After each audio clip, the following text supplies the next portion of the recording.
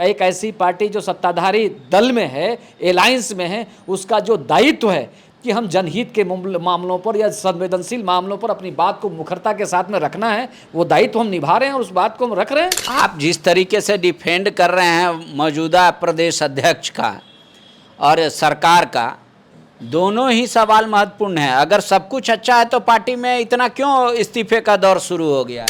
पश्चिम बंगाल में कौन है, उड़ीसा में कौन है, छत्तीसगढ़ चारों में तरफ कौन भाग है, रहा है। बिहार में कौन है, ये छुपी हुई बात है? नहीं है।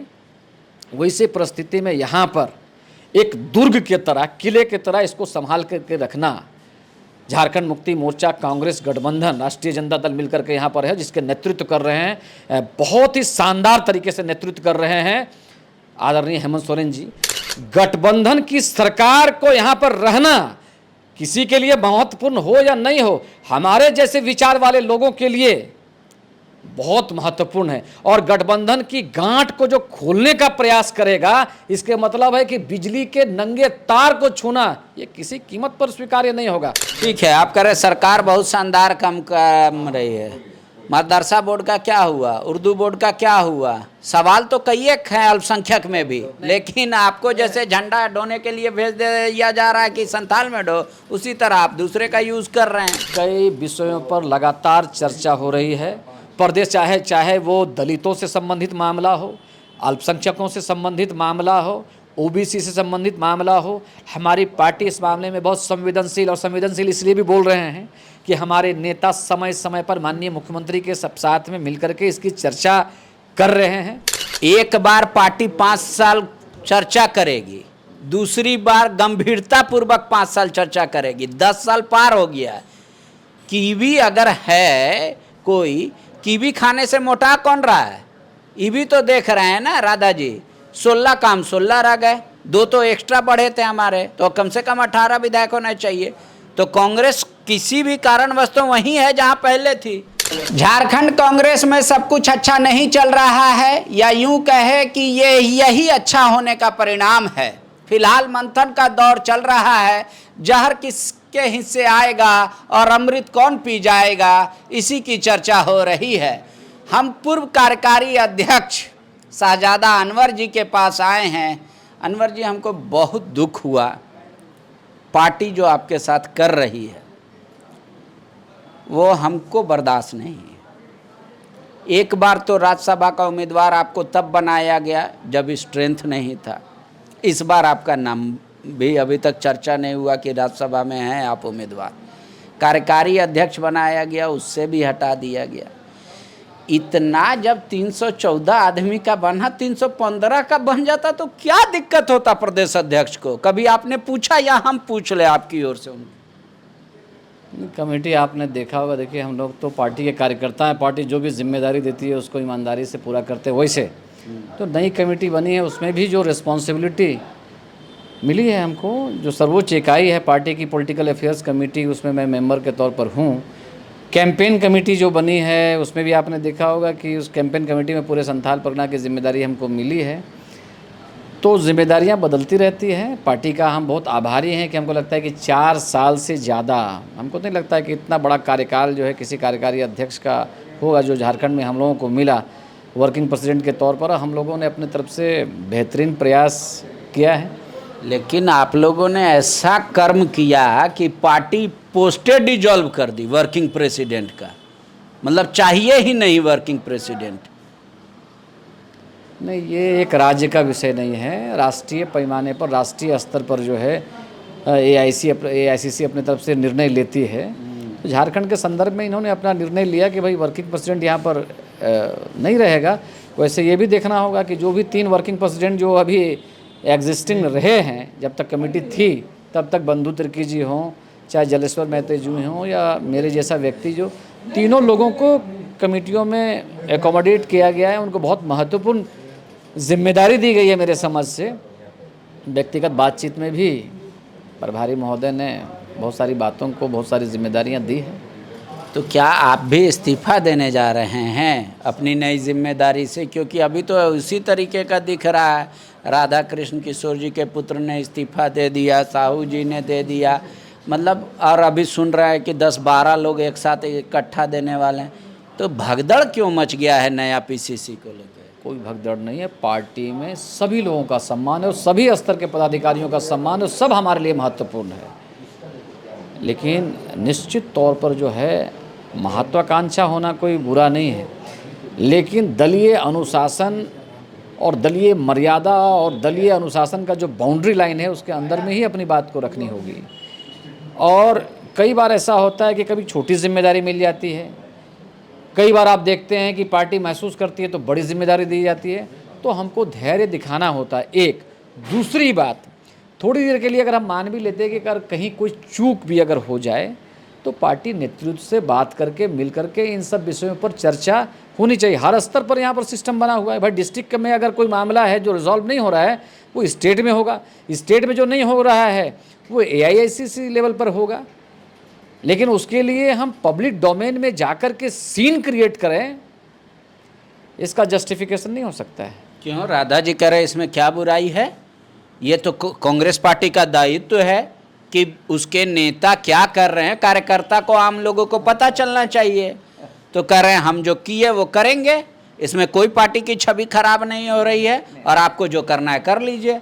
3 लेटर लिखा है, ज़रूरत पड़ेगा 30 लिखेंगे। नहीं, जैसा मैं अभी आज जो बात कर रहा हूँ मैं बहुत स्पष्ट शब्दों में, चूँकि हम लोग दिल में कुछ और ज़बान में कुछ रखने वाले लोग नहीं हैं, बोलने की आवश्यकता भी नहीं है। उनकी वरीयता का, उनकी मैच्योरिटी का, परिपक्वता का, उनके अनुभव का सम्मान पूरा राज्य करता है, राज्य के कार्यकर्ता करते हैं। और हम तो मामूली कार्यकर्ता, हम लोग तो सीखने वाले लोग हैं उनके साथ में, तो सीखते हैं और उनका करेंगे। लेकिन मैं ज़रूर कहूँगा इस बात को कि एक पत्र जो उन्होंने लिखा हिट ऑफ द मोमेंट में या हिट ऑफ द सर्कमस्टांसेस में, कोई बात आ गई, दिल में बात आई कि नहीं भाई ये गलत हुआ या अच्छा, उनके मुताबिक तो बात आ गई, समाप्त हो गई, बात चली गई। लेकिन फिर चिट्ठी और फिर तीसरी चिट्ठी, ये स्वीकार्य नहीं है। दल में गलत क्या लिखा ये बोलिए ना। चिट्ठी से आपको परेशानी है, मतलब उनके बात से आप सहमत है पर तरीके से सहमत नहीं? नहीं, मैं ये बोलता हूँ कि कई सारे विषय हैं पांडे जी, कुछ विषय उन्होंने संगठन को लेकर के उठाए हैं। हाँ। और कुछ विषय जो है सरकार को लेकर, हाँ, सरकार के कुछ इश्यूज के लेकर के उठाए हैं। तो संगठन का जहाँ तक विषय है, जिस कैपेसिटी के वो लीडर हैं, वो राज्य के वरिष्ठतम नेताओं में से एक हैं, सरकार ये कांग्रेस पार्टी के, और सरकार के भी वरिष्ठ मंत्री हैं। उनका इजी एक्सेस है स्टेट प्रेसिडेंट से, स्टेट जनरल सेक्रेटरी इंचार्ज से, या ऑल इंडिया के जनरल सेक्रेटरी इंचार्ज जो है, जनरल सेक्रेटरी ऑर्गेनाइजेशन जो है, या राहुल जी से या मल्लिकार्जुन खड़गे जी से, वो चाहें तो उनकी बात हो सकती है, मिल सकते हैं। थोड़ा सा प्रयास करने पर दिल्ली में भी और यहाँ पर भी इन विषयों की चर्चा और जो है वहाँ पर होनी चाहिए। और किसी के कहने से ये कोई दल का प्रोटोकॉल नहीं बदल जाएगा। जिन विषयों की चर्चा, ऐसे विषय जिसकी सार्वजनिक चर्चा करके, दल की नीतियों की चर्चा करके मासेस में पॉजिटिव संदेश जाए, उसकी चर्चा होती है। लेकिन जो सांगठनिक मुद्दों की चर्चा पब्लिक डोमेन में करके जिससे नकारात्मक प्रभाव जाएगा और उसके बारे में कोई डिफेंड करें और ये बोले कि नहीं इसकी चर्चा में क्या बुराई है, बिल्कुल बुराई है, क्यों करेंगे? क्या 8x8 का कमरा नहीं है प्रदेश अध्यक्ष का? क्या 314 लोगों को बैठने की कैपेसिटी है इस कांग्रेस भवन में? क्या पार्टी भोजपुरी मगही पर वैसे ही खड़ी हुई? क्या SC कमीशन को लेकर जो बात पहले कही गई थी, राधा कृष्ण किशोर ने पार्टी उनके साथ नजर आई और बोले इतने लोग कभी क्या PCC में रहे हैं? कितने स्टेट में इतना विधानसभा नहीं है जितना आपने पदाधिकारी बना दिया, तो हर किसी को पदाधिकारी बनाइए। नहीं, पहली बात तो ये बहुत आहत करने वाली बात है। 8x8 और रूम की चर्चा करना और इस तरह की बात चर्चा करना, ये तो कहीं से भी उचित नहीं है।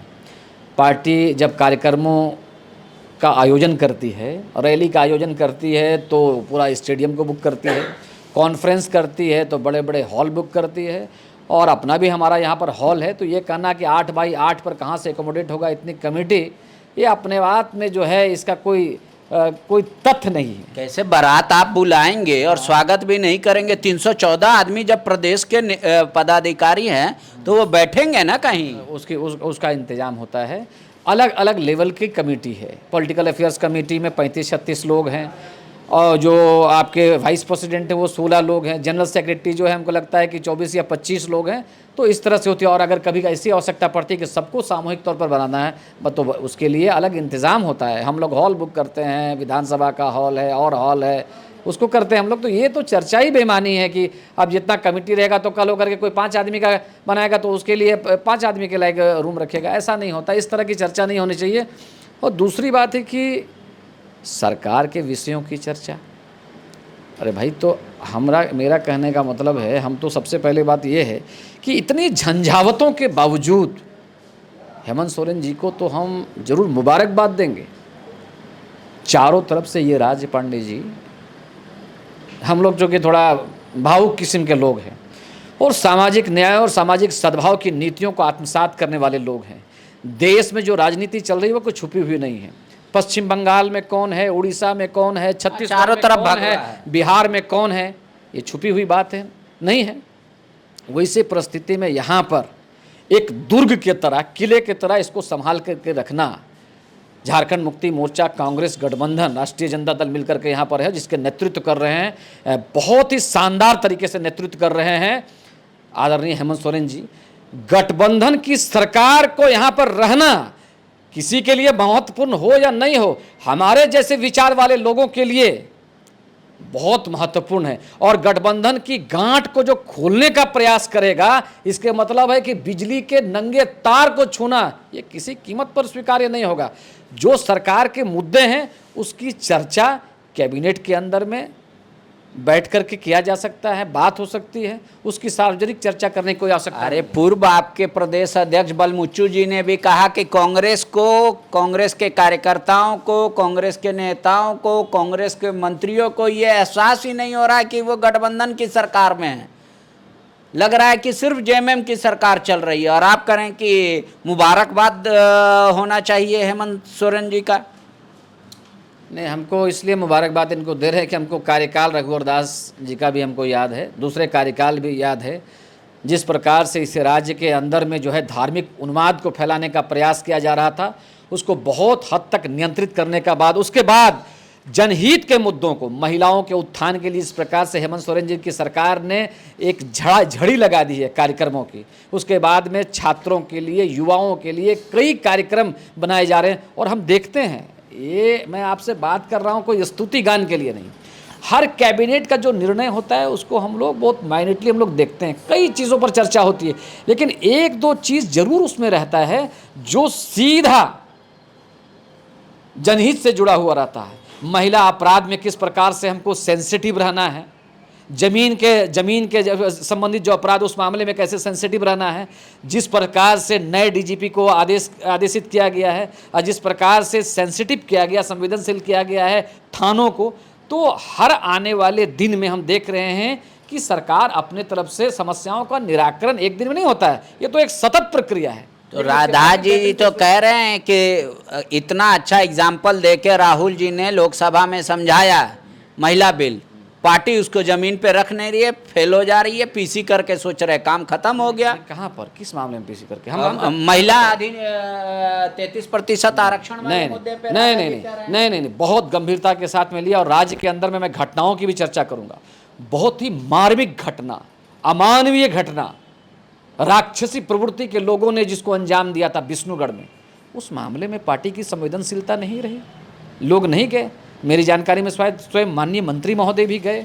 हमारे पार्टी के जो महिला विंग की अध्यक्षा से लेकर के वहाँ पर जो हमारा ex minister district president Jayprakash Patel से लेकर के सारे लोग किए। हम लोगों ने इस विषय की गंभीरता को देख करके राज्य के अंदर में भी जो है हमारी क्या भावना है उसको हमको रखने, क्या हम यहाँ पर जो है उन्माद पैदा करें, क्या हम जो अराजकता पैदा करें।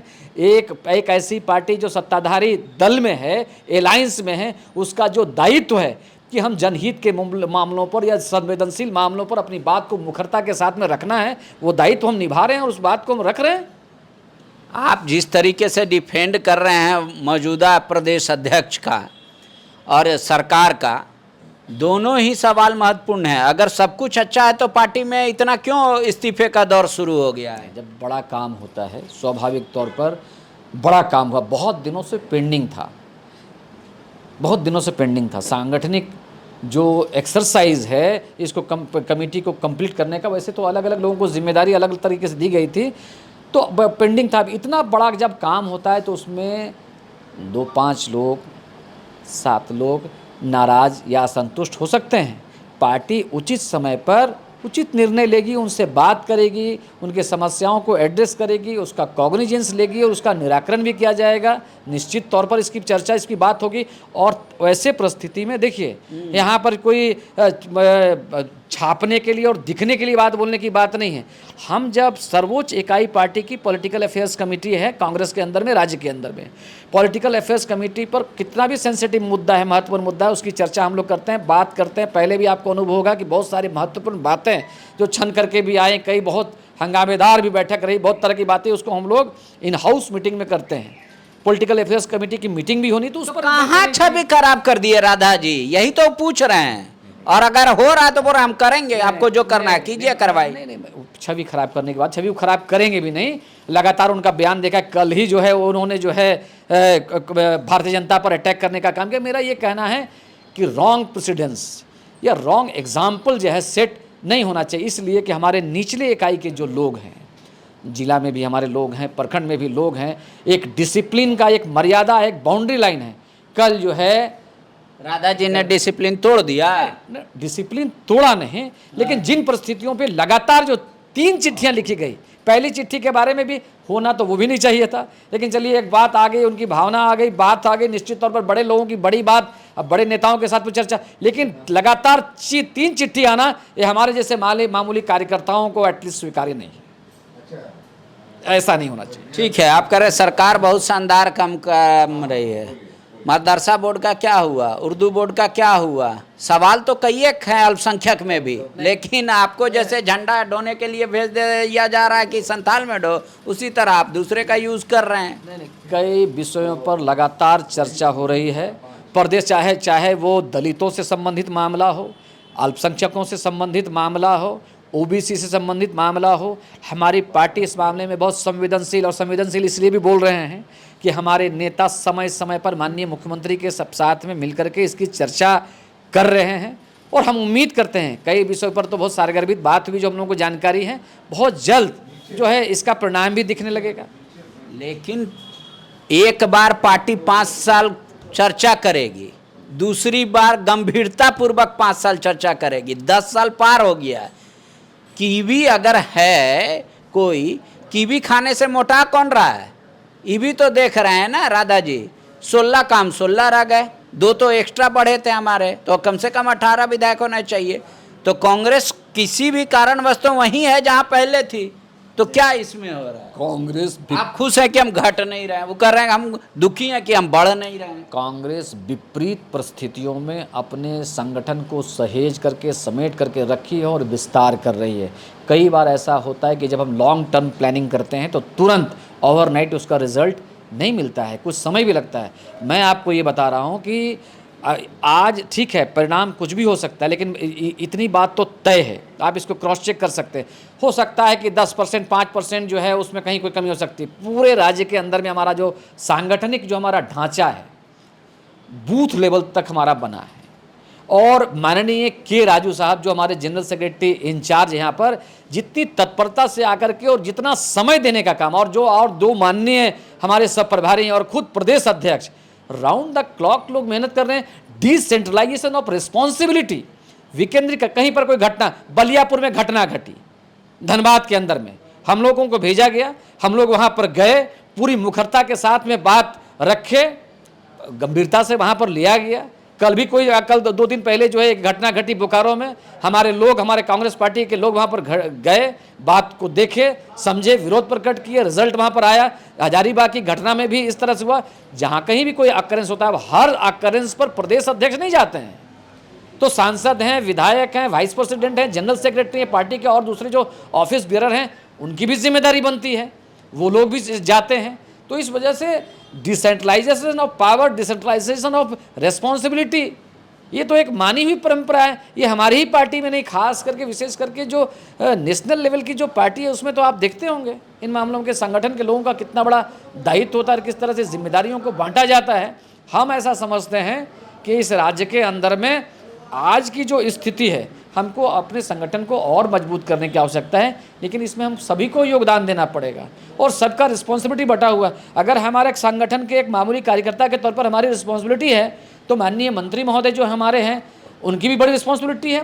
अपने मंत्रिमंडल का काम को वो संभाल भी रहे हैं सफलतापूर्वक हमारे साथ। ठीक है, एक आखिरी सवाल, इसी बात का कुटाई और भूसा का कुटाई में आज तक कुछ नहीं निकला है। कांग्रेस में रहना और कांग्रेसी होना, दोनों में आप भी फर्क महसूस करते हैं? अब खैर ये किस संदर्भ में कहा गया और किन परिस्थिति में और क्या है, लेकिन हम इतना बात जरूर करेंगे। अनूप जी ने कहा है कि कांग्रेस में रहना और कांग्रेसी होना दोनों अलग अलग बातें। कांग्रेस की नीति और सिद्धांतों और विचारधारा को जब हम आत्मसात करते हैं तो हम कोई ऐसा काम, कोई ऐसी बात नहीं बोलेंगे जिससे कि कांग्रेस के जड़ों में प्रहार हो और कांग्रेस के जड़ों में कमी हो। इस बात का ख्याल टॉप टू बॉटम हम सबों को रखना पड़ता है और हम बड़े लोगों से बड़ी परिपक्वता, बड़ी समझदारी, बड़ी मैच्योरिटी और बड़ी जिम्मेदारी की अपेक्षा करते हैं। शुक्रिया। हम भी अपेक्षा कर रहे हैं कि इस बार आपको राज्यसभा का उम्मीदवार बनाया जाए जब पर्याप्त संख्या बल है। पता नहीं ऐसा होगा कि नहीं होगा, लेकिन राधा जी के 3 पत्रों से आहत जरूर हो गए हैं शहजादा जी। लेकिन प्रदेश अध्यक्ष फिलहाल मौन हैं, कम बोल रहे हैं। तो क्या नई कमेटी की पूरी जिम्मेदारी सिर्फ प्रदेश अध्यक्ष की है या प्रभारी की भी, या इन दोनों की? पार्टी आगे क्या निर्णय लेगी वो भी हम आपको दिखाएंगे। फिलहाल कुछ तो खलबली जरूर है कांग्रेस में। शुक्रिया। गोल, जहां 27 वर्षों के सफर में 17,000 से भी अधिक छात्रों ने डॉक्टर एवं इंजीनियर बनकर भरे सफलता की ऊंची उड़ान, जहां साधारण छात्र भी झारखंड टॉपर्स बनकर बना रहे इतिहास। दूरदर्शी शिक्षाविद श्री विपिन सिंह के मार्गदर्शन में मेडिकल एवं इंजीनियरिंग के लाखों छात्रों के लिए आशा की किरण के रूप में गोल, नेशंस लीडिंग इंस्टीट्यूट। प्रॉब्लम हो गया और सडनली हो गया, अचानक हो गया। तो Jeevan Jyoti super specialist hospital में एडमिट करके इनका एंजियोग्राफी कराया। एंजियोग्राफी करने के बाद वो अपना रिपोर्ट दिया कि इनका 95% प्लस ब्लॉकेज, स्टेंट से काम नहीं चलेगा, इनको बाईपास करना ही पड़ेगा। तो कबीर हर्ब है। जब यहाँ पहुँचे फर्स्ट टाइम में इनको दिखाया तो माशाल्लाह रिपोर्ट बहुत बढ़िया है। 1 सप्ताह अंग्रेजी दवा चलाना है, उसके बाद दवाई बंद कर देना है।